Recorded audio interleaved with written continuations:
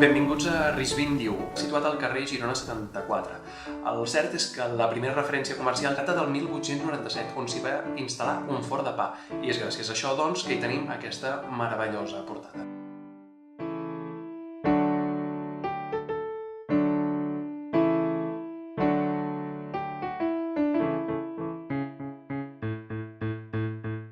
Ens consta, doncs, que aquest establiment va passar per diverses mans. En cito algunes. La primera, Maria Jofré, de l'any 1923. La segona d'aquestes és en el 83 i passa per mans d'Antoni Gusí.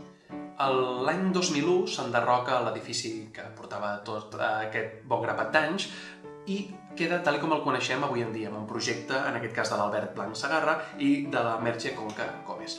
Hi ha passat diversos tipus d'establiments, però des de ja fa molts anys hi ha hagut serveis de prevenció. I actualment nosaltres, RIS 21, un servei de prevenció de riscos laborals que intentem que cada dia les empreses siguin més segures i amb menys accidents. La famosa façana, doncs, és fruit d'una reconstrucció del 2001, de la qual se'n van preservar moltes de les seves característiques. La primera d'elles és aquesta façana, doncs, així clarament modernista, recarregada, diguem-ho així, però amb una part molt important, que és aquest nom Panadería de la Concepción, que la tenim a la part central, Pan de Castilla a la part esquerra i el Pan de Lujo que podem trobar a la part dreta. Dos dels altres elements més coneguts d'aquesta façana són les dues pintures que podem trobar en ambdós costats, esquerre i dret. En aquest cas hi podem trobar un paisatge amb una falç, una dalla, un escut amb una llagosta a la part esquerra i un rampí, també conegut com un rastrell, i un escut amb un lleó a la part dreta.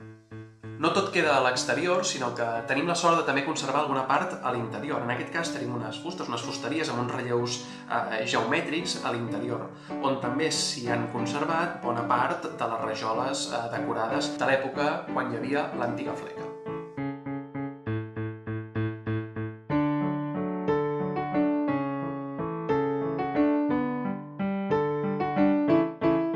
Si passeu, doncs, per l'Eixample i passeu a prop del carrer Girona 74, us convidem a veure aquesta magnífica façana i fer una miqueta el xafarder i mirar a través del vidre o entrar i poder veure'ns.